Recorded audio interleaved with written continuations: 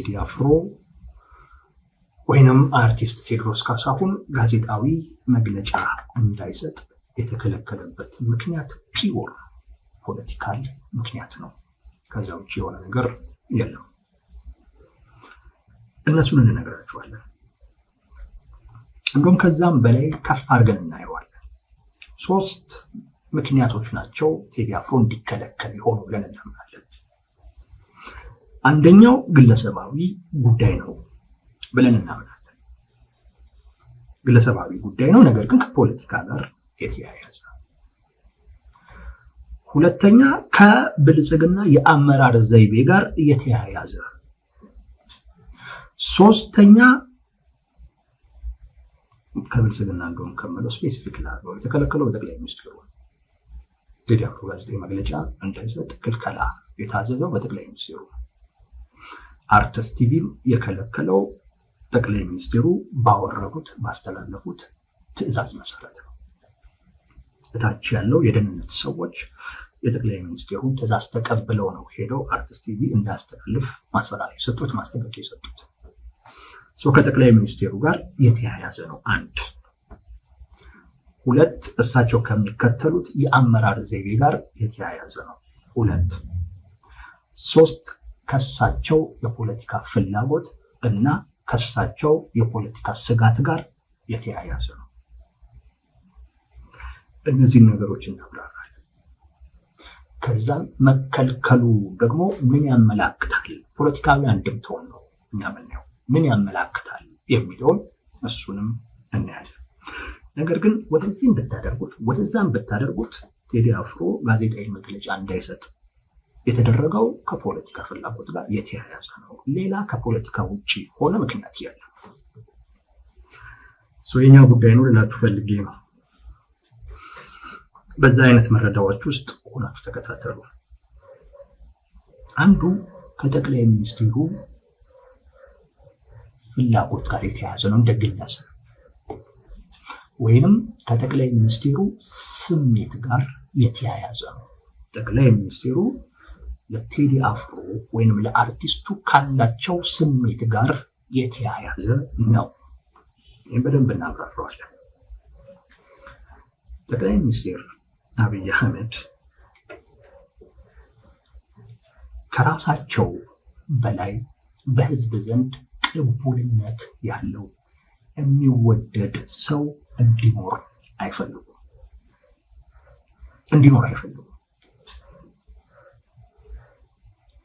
በብዙዎች መለኪያ እሳቸውም እንደሚያምኑት ይሄ አርቲስት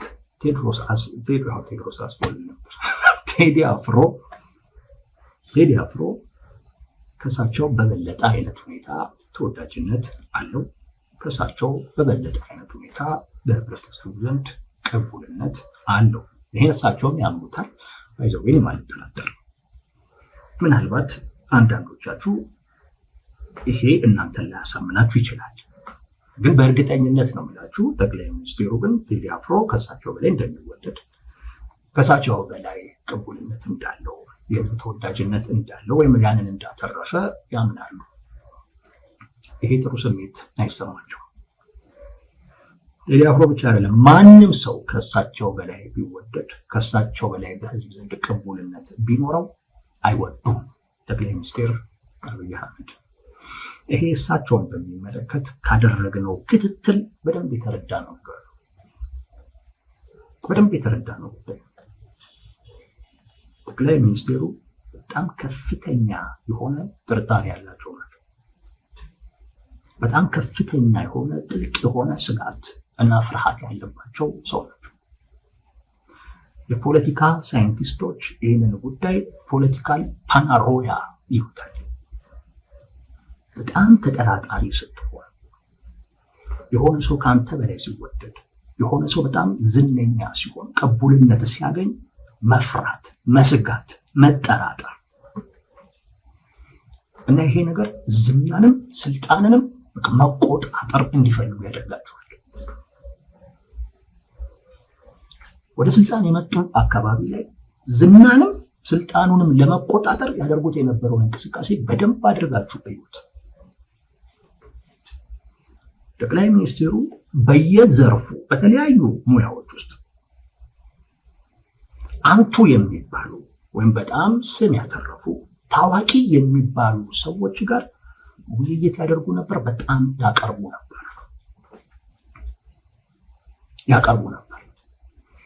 በወቅቱ ቴዲ አፍሮንም ለማቅረብ ፍላጎት ነበር፣ ምንም ጥያቄ የለውም ይሄ ነገር። ግን ቴዲ አፍሮ ከዚህ ውጭ ነበር። ያን ያደርጉት የነበረበት ዋነኛው ምክንያት አሁን ካልኳችሁ ፖለቲካል ፓናሮያ ከሚባለው በጣም ከባድ ፍርሃት፣ ስጋትና ተጠራጣሪነት ከዛ የሚመነጭ ነው። እነዚህን ሰዎች በማቅረብ እና ስለሳቸው ጥሩ ነገር እንዲናገሩ በማድረግ ጠቅላይ ሚኒስትሩ ይሄ ግለሰባዊ አምልኮ የሚባለው ወይንም ከልት ኦፍ ፐርሶናሊቲ የሚባለውን መገንባት ይፈልጋሉ። ስለዚህ ያቀርቧቸዋል እና ስለሳቸው እንዲናገሩ ያደርጋሉ። ይህን ያላደረገ አርቲስት አታገኙ። ይህን ያላደረገ አርቲስት ፈልጋችሁ አታገኙ። ይህን ያላደረገ በፖለቲካው ዘርፍ ላይ ያለ ልሂቅ አታገኙ። መጀመሪያ አካባቢ ይህን ያላደረገ አርቲስት ማነው አትሌት አታገኙ። ይህን ያላደረገ የሃይማኖት አባት አታገኙ። ይህን ያላደረጉ በተለያዩ ሙያዎች ውስጥ አንቱ የሚባሉ ሰዎችን አታገኙ። ከተለያዩ በሙያው ዘርፍ ላይ ከነበሩ አካላቶች ጋር እየሰበሰቡ ትምህርት የሚሰጡበት ስልጠና የሚሰጡበት ነው። ከታስተውሱ እነዛን ሰዓት እያንዳንዱ የሚታወቅ ሰው እየወጣ ስለሳቸው እውቀት፣ ስለሳቸው ቪዥን፣ ስለሳቸው ያወራል። ጠቅላይ ሚኒስትሩ በዛ የራሳቸውን ከልት ኦፍ ፐርሶናሊቲ ሲገነቡ ወይም የራሳቸውን ግለሰባዊ አምልኮ ሲገነቡ ወይም ዝና ሲገነቡ በዛ እንድረገው በጣም ከፍ ያለ ዝና ሲገነቡ አት ዘ ሴም ታይም እነዚህም ልሂቃን እነዚህም ታዋቂ ሰዎች ደግሞ ያጸዱ ነበር። እሳቸውን ሲገነባ አንድ ታዋቂ ሰው ጠቅላይ ሚኒስትሩ እንዲህ ናቸው። ክንፍ ሁሉ እኮ ሲል የነበረ አርቲስት እናውቃለን አይደል? ክንፍ ያላቸው ሁሉ ይመስለኛል እስከመባል ደርሷል እኮ። ምን ዋጋ አለው? መሪ ሲመጣ ህዝብ እኮ ጠፋ የተባለበት ወቅት እኮ ነው። ያን የምታስታውሱ ከሆነ በቃ ይሄንን ያለ አንድ ታዋቂ ሰው ከዛ በኋላ ለህዝቡ አማራጭ አይሆንም። ህዝቡን በቃ ጠቅላይ ሚኒስትሩን በጣም አግዝፎ የማየት አይነት ነገር ውስጥ ይገባል። ያም ባለሙያ፣ ያም አርቲስት፣ ያም አትሌት የህዝብ ወገን ወይንም ህዝቡ የኔ የሚለው አካል አይሆንም። በቃ ያገዛዙ ወይንም የዛ ገዢ ቡድን ተደርጎ ይወሰዳል። እሱም ነው ይሄ ኤሊት ፐርጂንግ ይሉታል። ልሂቃንን የማጽዳት ጉዳይ ማለት ነው። እና በወቅቱ ስለ ጠቅላይ ሚኒስትሩ እየተናገረ ነጥብ ያልጣለ ሰው የለም። ከዛም በኋላም ቢሆን ነው የምላችሁ አደባባይ ላይ እንዲናገሩ እያደረጉ በጣም በተለይ ደግሞ በተወደዱ ጊዜ ደግሞ ተቃዋሚዎቻቸው እንዲናገሩ ደግሞ እያደረጉ እነሱንም ፐርጅ ሲያደርጉ ነበር። ኤሊት ፐርጂንግ የሚባል እና ብቸኛ የመሆን ሰው ጠቅላይ ሚኒስትሩ ብቸኛ በቃ ህዝብ የኔ የሚላቸው ብቸኛ የመሆን ፍላጎት፣ ይሄ ቅድም ካልኳችሁ ስጋት፣ ቅድም ካልኳችሁ ፍርሃት፣ ዝናንም ስልጣንንም መቆጣጠር አለብኝ ከሚል ፍላጎት የሚመነጭ ነው። ፖለቲካል ፓናሮያ ይሉታል የሙያው ሰዎች። ቴዲ አፍሮ እዚህ ውስጥ አታገኙት፣ የለም። ቴዲ አፍሮ በዛን ወቅት ከጠቅላይ ሚኒስትሩ ይሸሽ ነበር። በግልጽ አልደገፋቸውም፣ እንደሌሎቹ በግልጽም አልተቃወማቸውም። የራሱን ስፍራ ግን ይዞ ቆይቷል። ጠቅላይ ሚኒስትሩ በጣም ሞክረዋል፣ ግን አልተሳካም። በዛ ምክንያት ቴዲ አፍሮ ላይ የያዙት ቂም አለ። በዛ ምክንያት ቴዲ አፍሮ ላይ የፈጠሩት ጥላቻ አለ። ይሄ ግልጽ ነው። ያኔ ብቻ አይደለም። ከቲፒኤልኤፍ ጋር በነበረው ጦርነት ዘመቻ ለህልውና ነው የህልውና ዘመቻ በሚባለው ወቅት ላይ ሻሽ አስሮ ያልዘመተ አርቲስት አታገኙ። እዛ ውስጥ ብትፈልጉ ቴዲ አፍሮ የለም። ስላልተጠየቀ አይደለም፣ ስላልተፈለገ አይደለም፣ እሱ ራሱ ስላልፈለገ። ይሄ አደባባይ ሀቅ። ጠቅላይ ሚኒስቴሩ በዚህ ምክንያት የፈጠሩት ጥላቻ አለ፣ ያዳበሩት ቂም አለ። ቴዲ አፍሮ ጋዜጣዊ መግለጫ እንዳይሰጥ የከለከሉት ጠቅላይ ሚኒስቴሩ ናቸው። የከለከሉበትም ምክንያት አሁን እንዳልኳችሁ ለሳቸው አልመች ብሎ ስለተገኘ ነው። በወቅቱ ከሌሎች ተለይቶ የራሱን ስፍራ ጠብቆ ስለቆየ ማነህ አንተ ከሚል ነው። በዚህ ምክንያት ማንኝ ብሎ ነው የሚያስበው ብሎ ነው ጠቅላይ ሚኒስትሩ። ማንም እየመጣ ስለኔ ክንፍ ሲያወራ፣ ስለኔ እንደዚህ ሲል፣ ስለኔ እንደዚህ ሲቀኝ ሲገጥም ምን ሲል እሱ ማን ስለሆነ ነው ተብሎ የተያዘበት ቂም አለ። አንዱ ምክንያት ከጠቅላይ ሚኒስቴሩ ፍላጎትና ስሜት ጋር የተያያዘ ነው የጋዜጣዊ መግለጫው ክልከላ። ስለዚህ እሳቸው ናቸው፣ ሌላ ማንም አያዝም። ይሄ ማንም ደፍሮ አያደርግም። ታች ላይ ያለ ባለስልጣን ማንም ይሄን ሊያደርጉ የሚችሉት ጠቅላይ ሚኒስቴሩ ናቸው። እሳቸውን ያደረጉበትን ምክንያት አሁን ያልኳችሁ ለእሳቸው ፍላጎት አልመች በማለቱ ከዛ ጋር ተያይዞ በፈጠሩት ጥላቻ በያዙት ቂም በዛ ምክንያት አንድ ሁለት ከአመራር ዘይቤያቸው ጋር የተያያዘ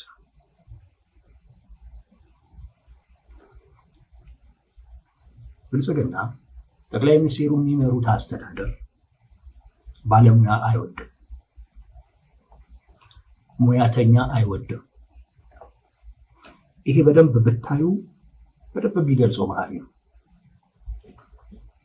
ሙያተኛ አይወድም፣ ምክንያቱም ሙያተኛ አይመችም። ሙያውን የሚያከብር ሰው አይመቻቸውም።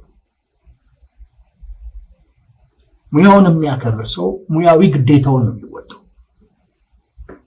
ጠቅላይ ሚኒስቴሩ ሙያዊ ግዴታውን ከሚወጣ ሰው ይልቅ ለሳቸው ታማኝነትን የሚያሳይን ሰው ይመርጣሉ።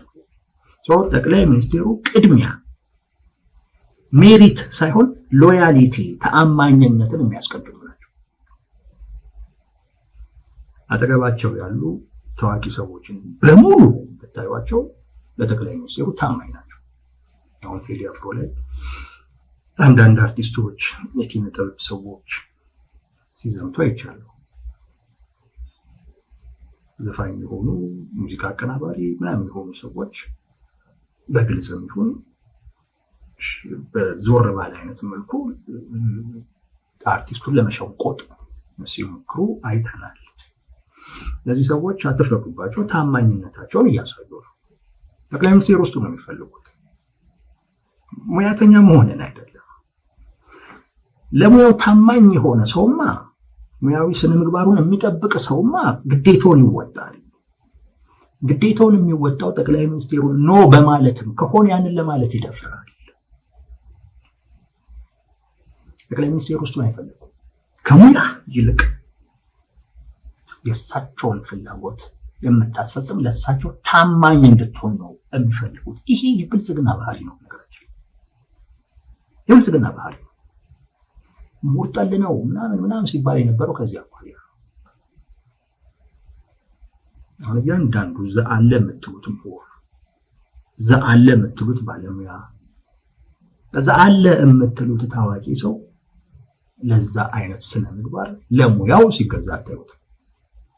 ከዛ ባፈነገጠ አይነት መልኩ ሁሉ ለጠቅላይ ሚኒስቴሩ ያላቸውን ተአማኝነት ለማሳየት ሲጋጋጡ ነው የምትሉት። ይሄ ከምንም የመጣ አይደለም። የጠቅላይ ሚኒስቴሩ ፍላጎት ምን እንደሆነ ስለሚያውቁ ነው። ሽንገላ ይወዳሉ፣ መንቆለጳጳስ ይወዳሉ። ቴዲ አፍሮ ለዚህ አልተመቸው።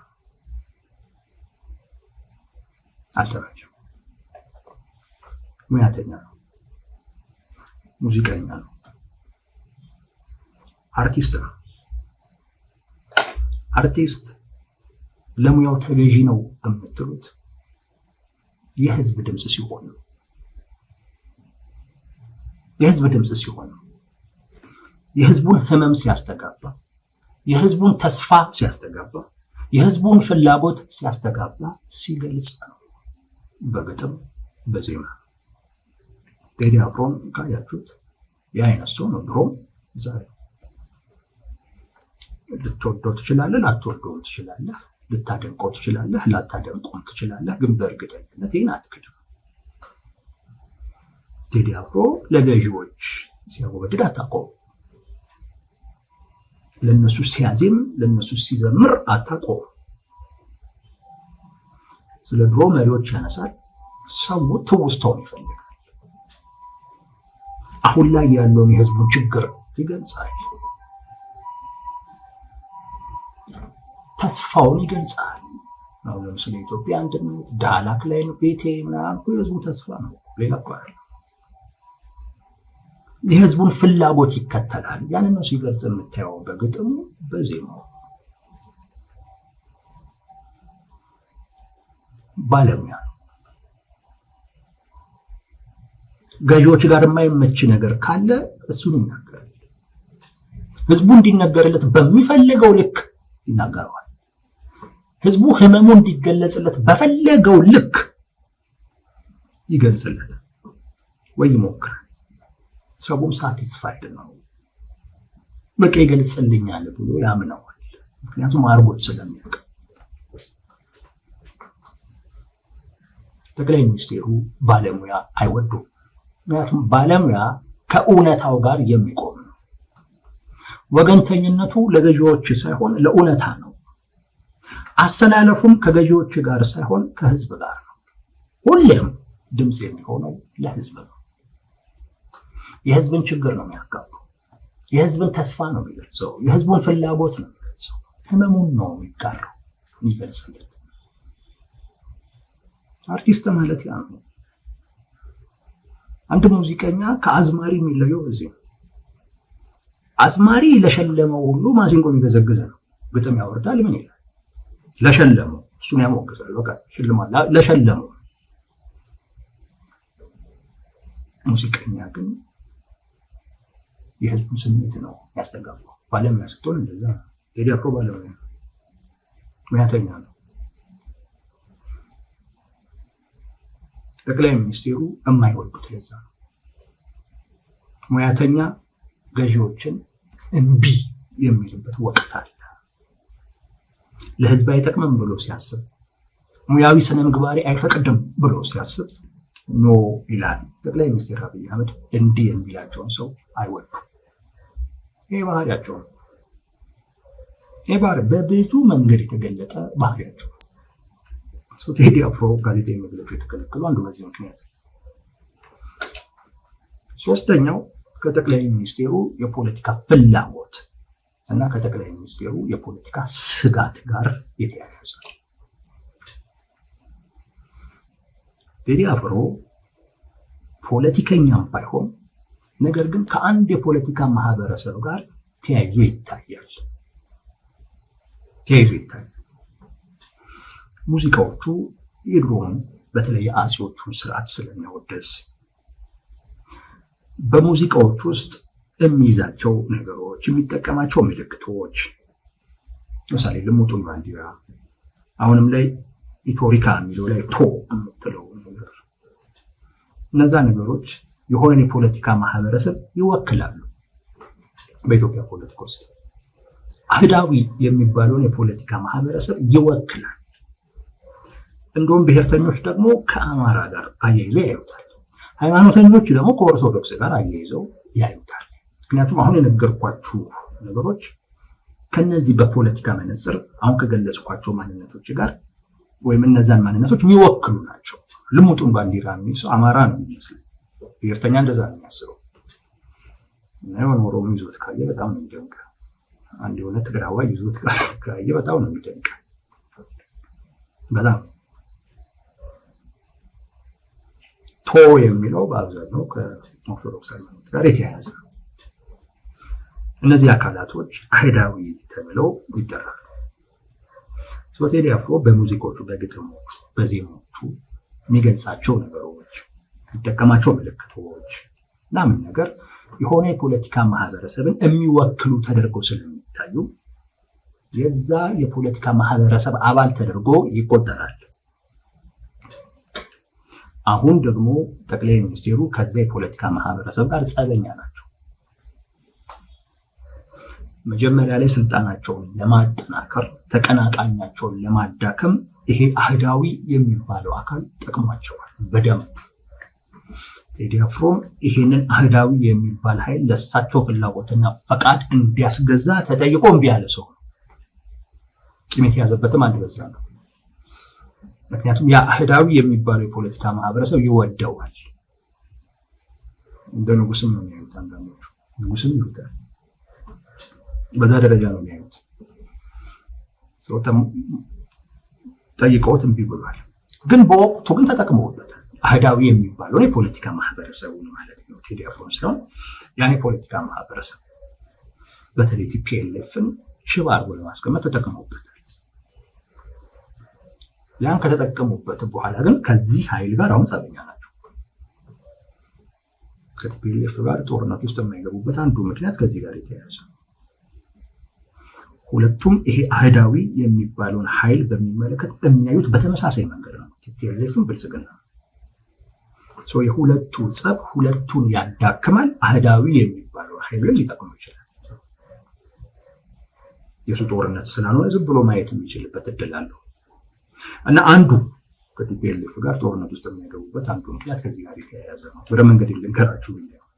ቴዲ አፍሮ የዚህ አህዳዊ ፖለቲካ ማህበረሰብን የሚወክል ሰው ተደርጎ ይቆጠራል።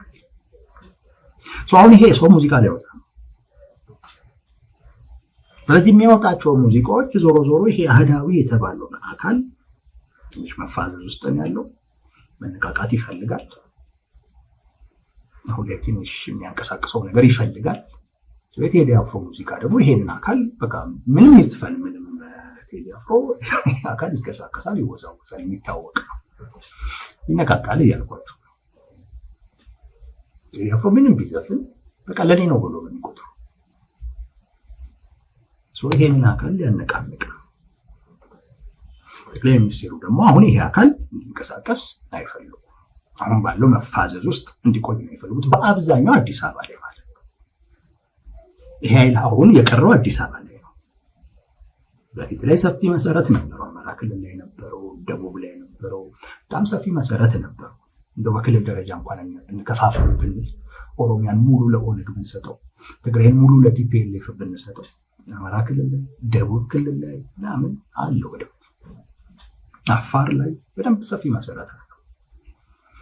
አሁን ላይ ከሁሉም አካባቢ አዳክመነዋል ብለው ያስባሉ። ግን አዲስ አበባ ላይ ግን አለ፣ ይሄ ኃይል አለ። ምን ብሎ ፈዞ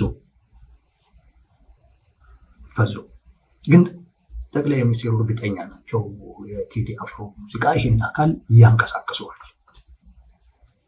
ሰውን ፈዞ እንዲቀመጥ ይፈልጋል። በዛው ጋዜጣዊ መግለጫውን ብቻ ሳይሆን አይሮን ሙዚቃውን ሁሉ ሊከለክሉት ይችላሉ። ምናልባትም ከዛም ባለፈ አይነት መልኩ እስከ ማሰር ሊደርሱ ይችላሉ፣ አይታወቅም። አንዱ ይሄ ፍላጎት አለ። ይሄንን አካል ጸጥ ለጥ ብሎ ደንዝዞ እንዲኖር ይፈልጋሉ። አዲስ አበባ ላይ ያለ አህዳዊ የሚባለው አካል ሌሎች አካባቢዎች ላይ አስገብረውታል፣ ጸጥ ለጥ አድርገውታል በተለያየ አይነት መንገድ። አዲስ አበባ ላይ ግን በብዛት ያለው በተለያየ አይነት መንገድ ቢገፉትም የሚያልቅ አይነት አይደለም። አዲስ አበባ ላይ ያለው ከሌላም አካባቢ አምጥተው ቢያስገቡ ከሌላ አካባቢ የመጣውም ይቀየራል። ተቸግረዋል። በጣም የተቸገሩት ተቀይሮ ከተሜ ይሆንባቸዋል እና አንዳንዱን እየዋጠ እየቀየረባቸው አስቸግረዋል። እሱም አልገፋ አልሄድም ብሎ አላልቀ ብሎ ተቸግረዋል እና ይህንን አካል ፈዞ በፈዘዘበት አይነት ሁኔታ እንዲቀጥል ይፈልጋል። ከዚህ ፍላጎታቸው ጋር የተያያዘ ነው። ሁለተኛው ከስጋት ጋር የተያያዘ አጠቃላይ ሀገሪቱ ውስጥ ትልቅ ችግር አለ። ሁሌም ነው የምላችሁ፣ የማይቀር አመፅ አለ፣ የማይቀር የሚገነፍል የህዝብ ቁጣ በተለይ አዲስ አበባ ላይ አለ። ሌሎችም አካባቢዎች ቢያንስ ታጣቂዎች ምናምን ስላሉ ሰው ዝም ሊል ይችላል። ያው እነሱ እየታገሉ ነው ብሎ እነሱን በማገዝ ለነሱ ድጋፍ በማድረግ በስልታዊ ወይም ደበቅ ብሎ ለነሱ ድጋፍ በማድረግ ቁጣውን መግለጽ የሚችልበት እድል አለ። አማራ ክልል ላይ ያለው ለፋኖ፣ ትግራይ ላይ ያለው ለቲፒኤልኤፍ፣ ኦሮሚያ ውስጥ ያለው ለኦላ ለነሱ ድጋፍ እያደረገ ስለሚያደርግ አደባባይ መውጣት ራሱን ማጋለጥ ብዙ አይጠበቅበትም። ቁጣውን፣ ቅሬታውን እነሱን በመደገፍ እየገለጸ ነው። እነሱ በሚያደርጉትም እንቅስቃሴ በተወሰነ መርካት ስሜት አለ። ተወልኛል የሚባል ነው። አዲስ አበባ የለውም።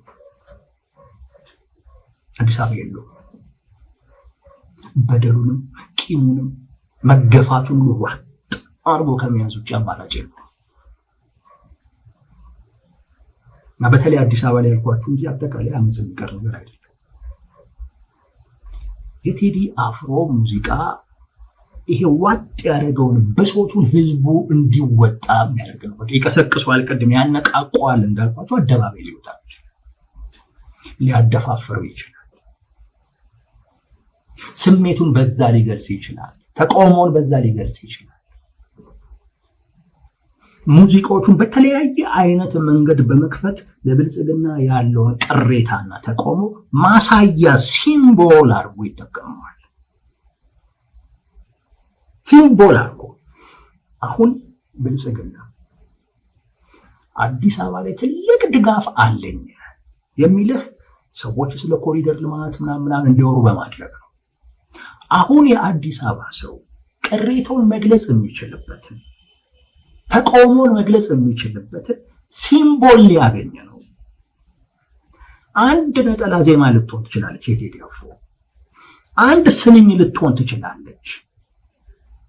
እሷን ወስዶ ወይ እሷን እየዘፈነ ወይ በእሷ እየጨፈረ ሊታይ ነው። ያ ማለት የአዲስ አበባ ህዝብ ያለበትን ህመም፣ ቅሬታ፣ ተቃውሞ፣ መገፋት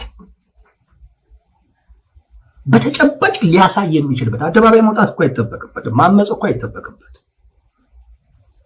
ለምሳሌ ንገራችሁ፣ በኢህአዴግ ጊዜ በ17 መርፌ የጠቆሙ ቁንጣ ምናምን የምትል ዘመን አለችው አርቲስት ቴዎድሮስ ካሳሁን። ህዝቡ እሷ ስትከፈት ይላል፣ በቃ ይጨፍራል፣ ማንም ሰው ይገባዋል። በወቅቱ የነበረውን ቲፒኤልኤፍ በዛ የሚለው ሰው ተቃውሞን እየገለጸ እንደሆነ ማለት ነው። አሁን የአዲስ አበባ ሰው ተቃውሞን መግለጫ ሊያገኝ ነው። ያ ማለት በአዲስ አበባ ላይ ብልጽግና ምን ያህል ተቀባይነት አለው ወይንስ የለውም የሚለውን ልናይ ነው። ተውት አመፅ መውጣት ነው የምላችሁ። ከዛም ሊያልፍ ይችላል። አሁን ግን ልናይ ነው። ቢያንስ ይሄ በፍጹም እንዲሆን አይፈቅድም። እቺማ ብልጽግናን የተናገረባት ነች ብሎ ሰው የወሰዳትን ነገር እሷን ሙዚቃ በደንብ በመደጋገም አጩሆ በመክፈት በእሷ በመጨፈር በእሷ በመደሰት ብልጽግና ላይ ያለውን ተቃውሞ የሚገልጽበት ምልክት ያገኛል። ያ ምን ሊፈጥር እንደሚችል አይታወቅም። መነቃቃት ይፈጥራል። እንዴ ይሄ ሁሉ ሰው ይሄን ያክል በሶተኛ ነው እንዴ? ይሄ ሁሉ ሰው ይሄን ያክል ህመምተኛ ነው እንዴ? ይሄ ሁሉ ሰው ለካ ቅሬታውን ውጦ አምቆ ኖሯል ለካ ልንል ነው። ማንም ሊል ነው። ያ ለሌላ አመፁን ሊያደፋፍራል። አሁን ምልክት ልትገኝ ልክ እንደ 17 መርፌ የጠቆመው ቁንጣ እንደምትለው ልክ እንደዛች አይነት አንድ ምልክት ብልጽግናን መቃወሚያ ሊያገኝ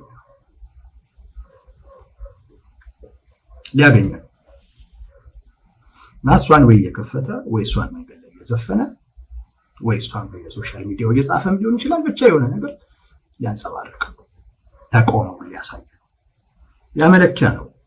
አዲስ አበባ ላይ ብልጽግና ያለውን ተቀባይነት መለኪያ ነው። ሰው ሊታይ ነው፣ ሊጋለጥ። ይህን በፍጹም አይፈልግም። የሚታየው ተቃውሞ፣ የሚገለጠው ተቃውሞ ሰውን አደፋፍሮት አመፅም ሊያስወጣው ይችላል።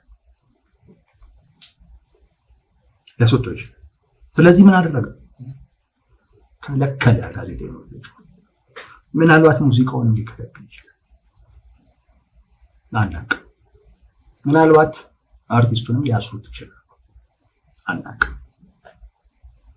ግን ቴዲ አፍሮ ለዚህ ብሶተኛ ህዝብ ብሶቱን የምትገልጽ የሆነች ስንኝ ሊሰጥ ነው። አንድ እኮ ነው የሚፈለገው። የሆነች ስንኝ በቂ ነች። እሷ ከተገኘች አልበሙ ምርጥ ነው የሚባለው። አሁን ከቴዲ አፍሮ የሚጠበቀው እሷ ብቻ ነች። በነገራችን ሰው ብሶቱን የሚገልጥባትን አንዲት ስንኝ። ቴዲ ደግሞ ከዛም በላይ መስጠት እንደሚችል ያሳየው ጉዳይ ነው። ብልጽግና ያውቃል። ስለዚህ ምን ይሏል? ይከለክሏል። ምናልባትም እስከ ማሰር ሊደርስ ይችላል፣ አይታወቅም።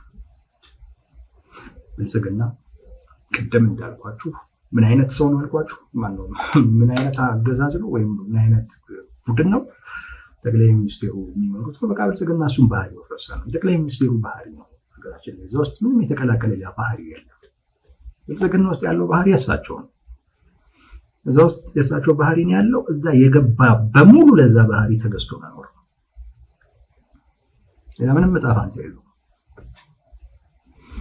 ተጠራጣሪ ነው፣ ፈሪ ነው። እኔ እንደውም ብዙ ጊዜ ደንባራ ነው የምለው። ማለት በጣም ከፍ ያለ ድንብር ነው የሚለው። የሆነ ነገር ሲመጣ ኮሽ ሲል ድንብር የሚለው። አሁን እንግዲህ ሰው ቅሬታውን የሚገልጽበት የሆነች ስንኝ ሊያገኝ ነው፣ ሊሰጠው ተብሎ ፍርሃት ውስጥ ተገብቷል። ሲዘምቱበት ይላየዋል። እስከ ማሰር የሚደርሱ ይችላሉ ብላችሁ ለዛ ፈሪ ስለሆነ ደካማ ስለሆነ ብልጽግና ጭም እነዚህ ነገሮች ምክንያት የሚፈልጉ አይደለም። በአደባባይ የታወቁ ተጨባጭ የሆኑ ሀቆች ናቸው። ሀገሪቱ ላይ ያለውን ፐርፎርማንስ የቁጥጥር ነገር ብታዩት ደካማነቱን ነው የሚነግረው። አንድ አርቲስት ዘፈን ሊያወጣ ነው ብሎ እንደዚህ አይነት ሽርጉድ ውስጥ መግባት ምን ሊባል ይችላል? መደናበርና መፍራት ካልሆነ በስተቀር ሌላ ምንም ሊሆን አይችልም። ፈሪ ነው፣ ደካማ ነው። ቅድም እንዳልኳችሁ ፓራኖያ ያለበት በጣም ተጠራጣሪ።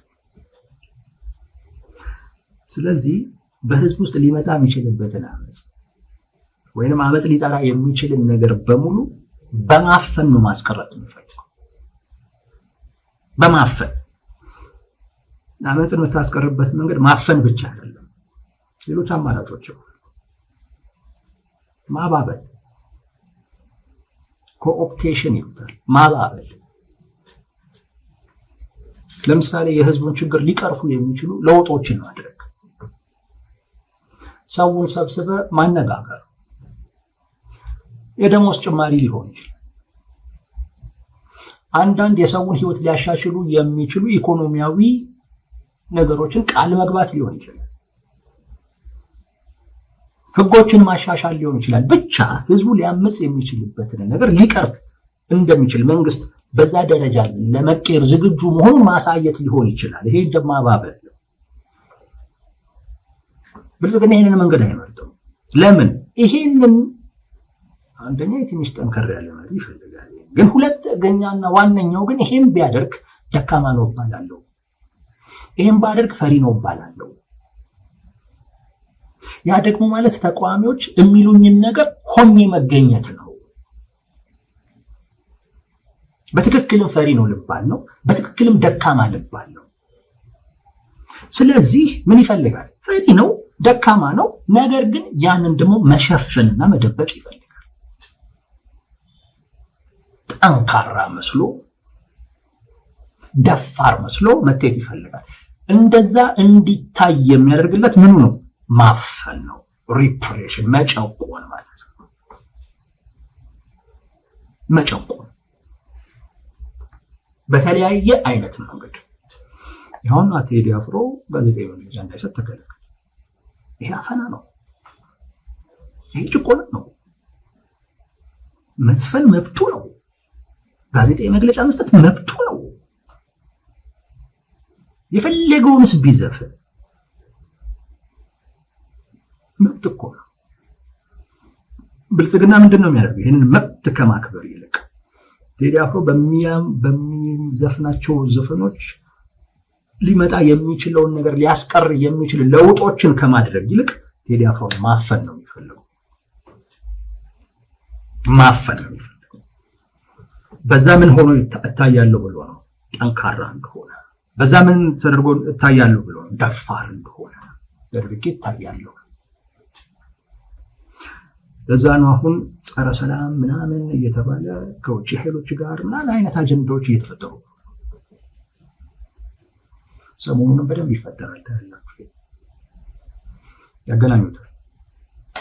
አመጽ ሊጠሩ ካሰቡ አካላቶች ጋር ያገናኙታል። ጸረ ሰላም ከሚሏቸው አንዳንድ ጽንፈኛ ከሚሏቸው አካላቶች ጋር በደንብ ያገናኙታል። ዘመቻ ተከፍቶበታል። የበለጠ ተጠናክሮ ይቀጥላል። የበለጠ ማለት የደህንነት መዋቅር የጸጥታ መዋቅር በታማኝ ሰዎች እየያዙ ነው። ከዚህ ቀደም ነግሬያችኋለሁ። የአዲስ አበባ ፖሊስ ኮሚሽነሩ አሁን ጄኔራል ናቸው። የመከላከያ ጄኔራል ጠቅላይ ሚኒስቴሩ ናቸው የሾሙት። ከህግ ውጭ በሆነ አይነት መልኩ ከሙያው ውጭ በሆነ አይነት መልኩ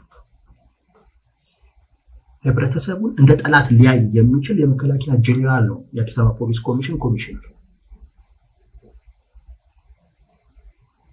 እንጂ ህብረተሰቡን ኮሚኒኬት አድርጎ የፖሊስ ሙያ እሱን ስነ ምግባር ስርዓቱን በጠበቀ አይነት መልኩ ህግን ሊያስከብር የሚችል ሳይሆን ይሄን ካላደረክ ጠላት ነህ ብሎ መሬት ላይ ተኝቶ ሊያነጣጠረህ ሊመታ የሚችል ሰው ነው ፖሊስ ኮሚሽኑን እየመራ ያለው።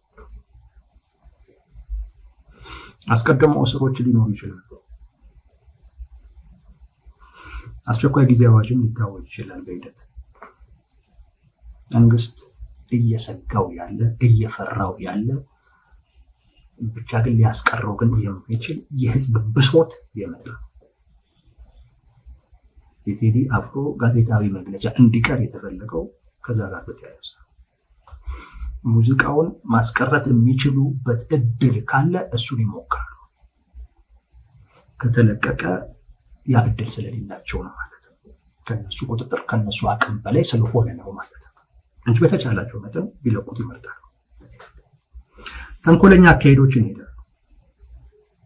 ከአንድ ቡድን ከአንድ ሃይማኖት ጋር አርቲስቱን ማያያዝ ይህ የተለመደ አሁንም እየተደረገ ያለ ጉዳይ ነው። አንድ የህዝብ እንቅስቃሴ አመፅ ውጤታማ ሊሆን የሚችለው አብዛኛውን የህብረተሰብ ክፍል ሲያቅፍ ነው። ስለዚህ ያንን ህብረተሰብ ክፍል ሊከፍል የሚችል አይነት አካሄዶችን ሊከተሉ ይችላሉ። የድሮውን ስርዓት ሊያመጣብህ፣ ኦሮሞ በታሪክ ውስጥ ያገኘውን ድል ሊነጥቀው ምናምን የሚሉ አይነት ነገሮች በደንብ ሊመጡ ይችላሉ። እንዲህ አይነት መንገዶችን ነው የሚከተለው ብልጽግና። ከዛ ውጭ ቅድም እንዳልኳችሁ ለህዝቡ ተስፋ ሊሰጥ በሚችል አይነት መልኩ የህዝቡን ቁጣ ለማለዘብ አይሞክርም። አሁን በቴዲ አፍሮም ላይ ያደረገው ጉዳይ አፈና ነው። አፈናውን እያጠናከረ ነው። ነገ ከነገ ወዲያ አፈናውን ሊያጠናክር የሚችልባቸው ሌሎች ነገሮች ይኖራሉ። እነዛ ነገሮች አመፁን ያስቀሩታል ወይም ሲያፈጥኑታል የምናየው ነው። ግን ደንባራ ስለሆነ የሚወስዳቸው እርምጃዎች የማስቀረት እድል ብዙም አይኖራቸው። እነዚህ ናቸው ቴዲ አፍሮ ጋዜጣዊ መግለጫ እንዳይሰጥ የተከለከለበት ምክንያት። ይሄ ክልከላ ግን ጋዜጣዊ መግለጫውን በመስጠት ብቻ ይቆማል ተብሎ አይታሰብም። ምናልባት ሙዚቃውንም ላንሰማው እንችላለን፣ ያን ማስቀረት የሚችሉበት እድል ካለ። ከዛም ባለፈ ግለሰቡንም ሊያስሩት ይችላሉ። የሚታወቅ ነገር የለም። ያ ግን የመሆን እድል እንዳለው ነው የሚሰማኝ። ምክንያቱ ምንድን ነው? ጠቅላይ ሚኒስቴሩ በሚፈልጉት አይነት መልኩ ስላልተገኘላቸው በዛም በቋጠሩት ቂም ምክንያት ነው የተከለከለው።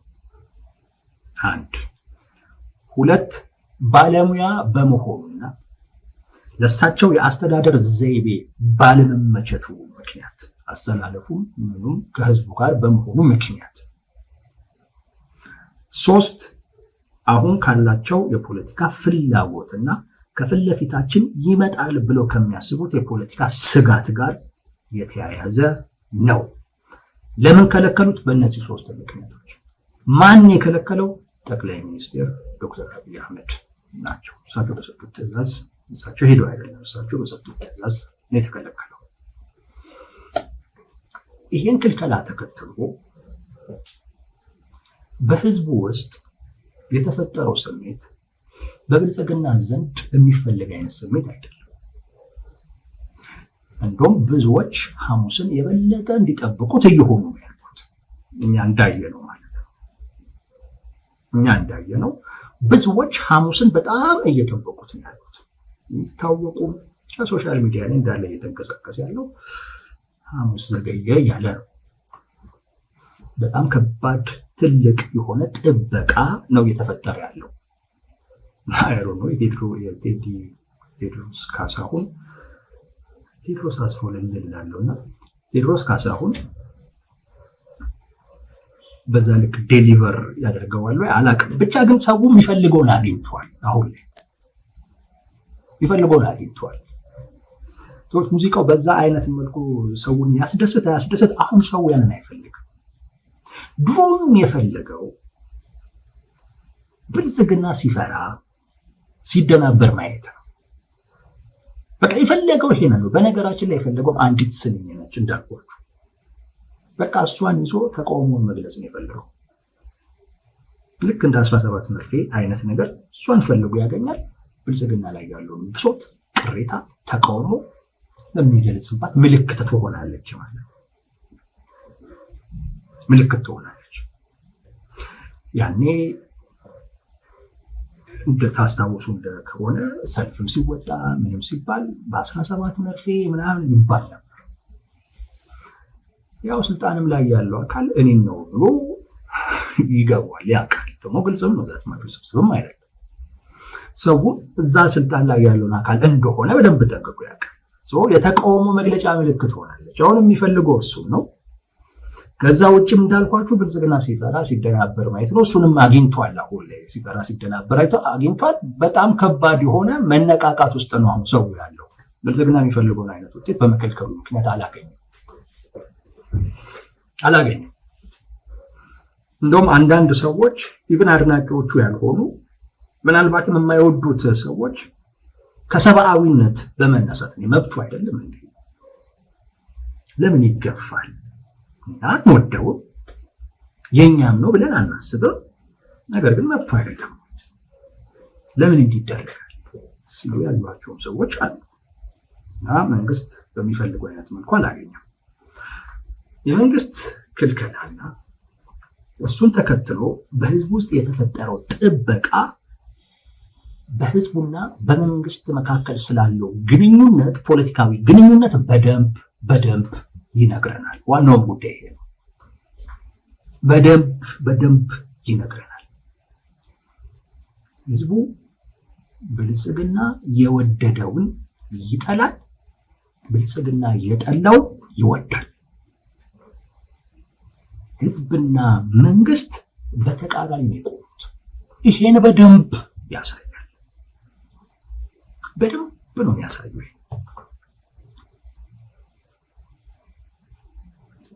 ብልጽግና እንደሚለው አይደለም።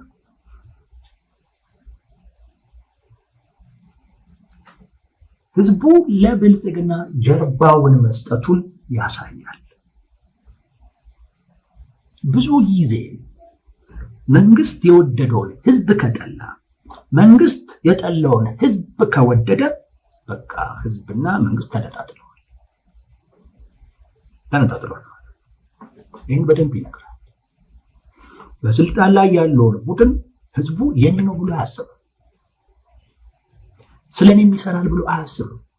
አያምነውም፣ ይጠረጥረዋል። በፍጹም አምኖ የኔ ብሎ አይወስደው። ይሄ መንግስት የሚሰራው ይሄ ቡድን የሚሰራው ለራሱ የፖለቲካ ትርፍ ለራሱ የፖለቲካ ስልጣን እንጂ የኔ ነው ብሎ አያስብም። ይሄን ያሳያል። የህዝቡን አረዳድ ያሳያል። ለኔ ነው ነገሮች እየተሰሩ ያሉት የሚለውን አያስብም። ለራሱ የፖለቲካ ትርፍ ነው፣ ለራሱ ስልጣን ማራዘሚያ ነው። ይህ መንግስት ለኔ የቆመ አይደለም፣ ይህ ቡድን የኔ አይደለም እያለን ያለው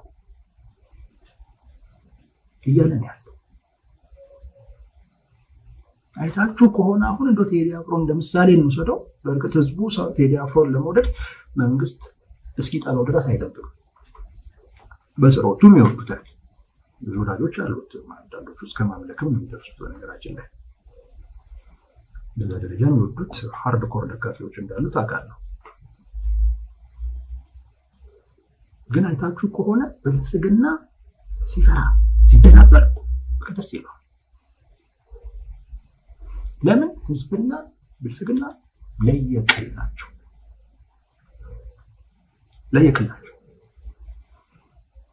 ፍላጎታቸው የተለያየ ነው።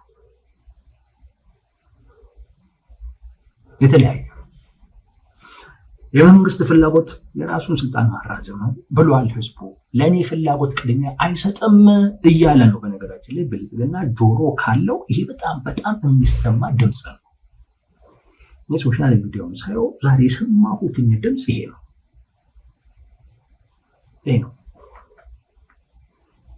እና የሆነ ትርክት እየፈለገ ነው ሰው። በመንግስት ሚዲያዎች የሚባለው የመንግስት ባለስልጣናት የሚሉት ነገር ሪያሊቲውን የሚገልጽ አይደለም።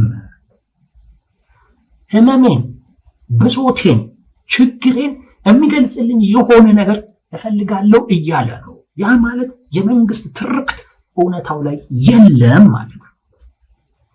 አሁን ሰው ብሶቱን የሚገልጽለት ነገር ነው እየፈለገ ያለው። በቃ ከቴዲ አፍሮ ደግሞ ይሄን ይጠብቃል ብቻ አይደለም፣ ከሱማ ይሄን አገኛለሁ ብሎ ያምናል።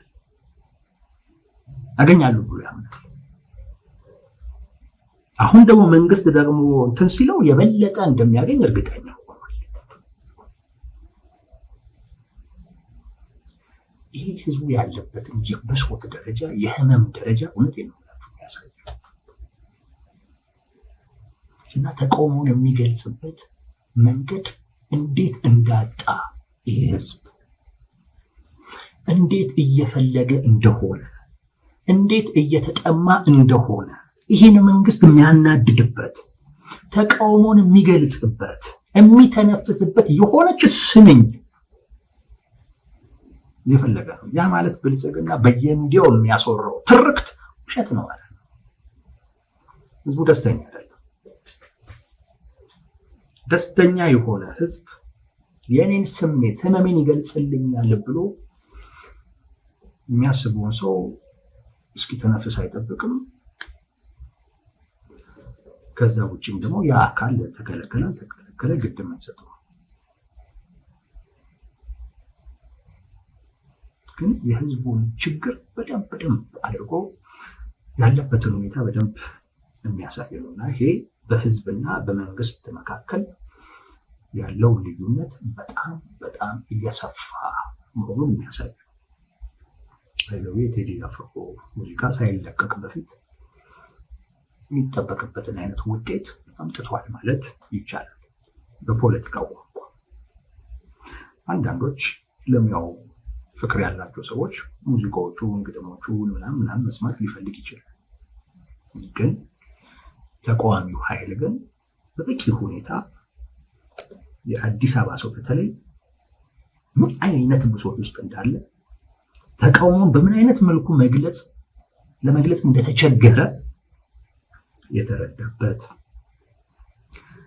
እና ህዝብና ገዢ ቡድን ጀርባ ለጀርባ እንደሆኑ በጣም እንደተነጣጠሩ ልዩነቱ እንደሰፋ ማየት ይቻላል። ሙዚቃው ደግሞ ሲለቀቅ የበለጠ ሰው በዛ ሙዚቃ ሲደንስ በተለይ ብልጽግና ነክቷል ተብላ በምትታሰበው ነገር እሷን በደንብ ሲያስተጋባ በእርግጠኝነት ታዩታላችሁ።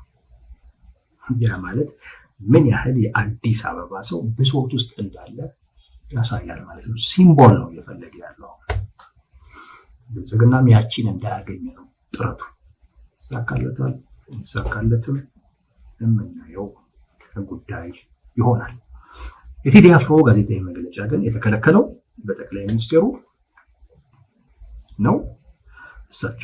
ለእሳቸው ባለመመቸቱ ምክንያት እሱ ላይ ባላቸው ቂም፣ ሁለተኛ እሳቸው ታማኝነት እንጂ ባለሙያ ወይም የሙያ ስነ ምግባሩ ወይም ሙያዊ ግዴታውን የሚወጣ ሰው ባለመፈለጋቸው፣ ሶስተኛ ነገር ቴዲ አፍሮ ከሆነ ለእሳቸው አሁን ጠላት ተብሎ ከሚታሰብ የፖለቲካ ማህበረሰብ ጋር የሚመደብ በመሆኑና እንደ አራተኛ ውሰዱት ቴዲ አፍሮ ምናልባት ለህዝቡ የህዝቡን ብሶት ምሬት የሚገልጽ ነገር ይሰጣል። ያም ደግሞ ለህዝቡ ተቃውሞ መግለጫ መሳሪያ ይሆናል። ያ ደግሞ ነገ ከነገ ወዲያ አይቀሬ የሆነውን አመፅ በደንብ ሊያቀጣጥል፣ ሊያነቃቃል፣ ሊያቀርበው ይችላል ከሚል ስጋት በእነዚህ ምክንያቶች ነው የከለከለው።